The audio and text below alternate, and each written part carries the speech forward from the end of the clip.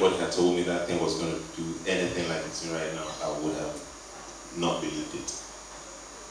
And yeah, I didn't know YouTube was, people would log in and I learned 80% of what I learned in video editing, camera work, you know. Which is what you do? Yeah, okay. I worked as a director of photography and video editor. That's my daytime job. Directing little pieces here and there, doing TV commercials. Yeah, I pretty much knew, people might see this, but if you look at the vast numbers of videos on YouTube plus, Nigeria about 2.5 years ago went really heavy on data, burning it all on video. So I didn't really think it through that well. But I just had a message in my heart and I wanted to send the message out there.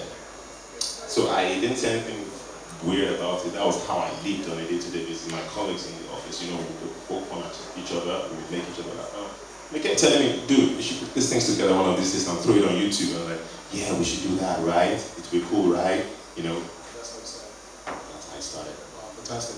Does anyone have any questions for Frank? Dunga, aka Kool-Aid. One second. Hopefully this will turn out to be another interview. I just got curious when you said your daytime job is photography. So I would like to director of photography. Director of photography. So what's your night job? Wow, that is classified. That is seriously classified, bro. And if you're a regular human being, you know what's good, that will be your nighttime job. But if you don't mind me asking the same question, what's your Leave the markets. You said, what's your nighttime job? Don't say. I understand. So, what's next for Frank Dunga? Yeah.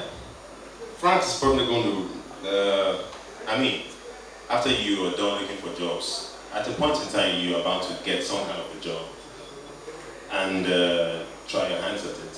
So, Frank Dunga is what I think represents a typical Nigerian person, a young graduate who probably didn't pay too much attention to his skill set, his communication when he was in school, and then finds himself in the job market out there, and the demands are high, the competition is very stiff, he's thrown off balance, he's living loose ends here and there.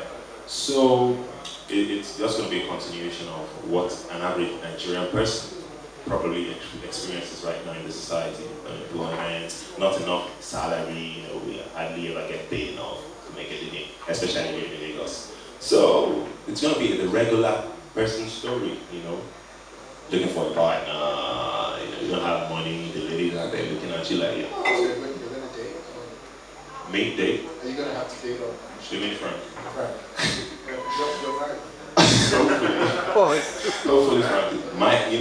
Anything you expect, anything you imagine everyone here has gone through, is going through, and will go through. You can expect Frank to claim that. Anyway. Nice. So there's something I wanted to highlight. So I know that Kunle was nominated for something big last year. Was this year? Yeah. Was this year? Earlier this year. So was best? AMD series awards, best actor comedy. I didn't say that. I didn't see best actor any comedy movie or TV series. And I thought, so personally, I thought that was a bit different from the norm, because until this year, I don't think anyone really paid attention to some of the YouTube videos out there, right? Videos were just put out as videos, but I think for the first time, people are paying attention to some of that creative talent on YouTube. The reason why I'm bringing this up is that you're not really an actor. Are you? You're a DOP, if you had to choose. Yes, if I had to choose, I would stay behind the camera. I would spend my life there. That's what I love. But this is one case of something you didn't really think deeply about. You just did a couple of videos. After the second or third video, my friends called me and said, dude, where are you? We need to start making this stuff. Look at the views. Yesterday it was 10,000, now it's 15,000, 20, 25, 30. Okay, who are those people watching this stuff? Then I would walk down the road and people would give me funny stories like, who's my million? Not good. Then every other day it kept increasing. You go to the mall, I know you're like, okay, You want to buy body by the roadside. You want to get, plus in here. Okay, this is really getting uncomfortable and weird. So I'm going to ask you your worst experience ever as Frank Dunga and your best experience. But before I ask you that, I mean, what I take away from what has happened to you over the last 1.5 years of being Frank Dunga, I believe, is that about 2 years.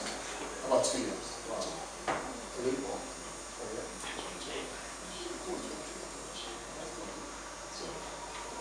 So, I mean, one of the things I take away is, especially for the guys in this room, you don't have to be a full-time actor, right? You don't have to be a full-time comedian to be able to express yourself, right?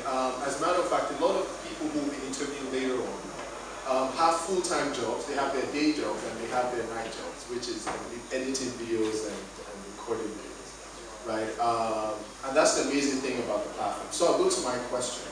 What's the worst moment you've ever had or experienced being Frank Dunga? To be honest, I don't think... No, you have to be a worst moment. Don't kill it. I could just tell you maybe a slightly weird moment. Okay, weird. It wasn't really bad. So I was at the mall, Lekki, over the shop right now. I was there. And I just got out of the car. I was walking to the entrance. And this car full of beautiful looking young ladies. This car drives up to me. They look at me through the glass and I look away. Look at them from inside of my eyes. And I see actions in the car, you know, waving hands and all that. So I quickly walked and disappeared in between a couple of cars. And then the car swung in front of me again. James Bond. So I stood where I was, and I watched the car park, and the ladies got out of the car, and one of them was really excited, you know, all smiles, threw her arms wide open, and ran like she was running from a last man that was about to pull you out of your car, making phone calls on Tobin Bridge. She ran like crazy towards me, shouting, "Frank!" You know those young now? I couldn't believe it, and like, what do I do, what do I do, what do I do? And you know, and that's again why it's weird for me when people think Frank is funny, maybe because that's how naturally you would react. So I did the most natural thing I thought I could do. Yeah, which was threw my arms open and ran to one side in slow motion. You know, you see the look of it like, alright, going on at the car park, and I just went towards her in slow motion, and she got the ball. She slowed down, came towards me in slow motion. Wow. Slow motion, I was praying God, and everybody that knows me see me, I'll record this tonight. You know, then just when I thought that was the peak, she leapt off the floor. Right in my arms. Of course I played along. Carried out, we spun around a couple of times. Oh my God, oh my God, oh my God. And I, woo. What was your worst word? Sorry? What was your word? Next question. So the next question is,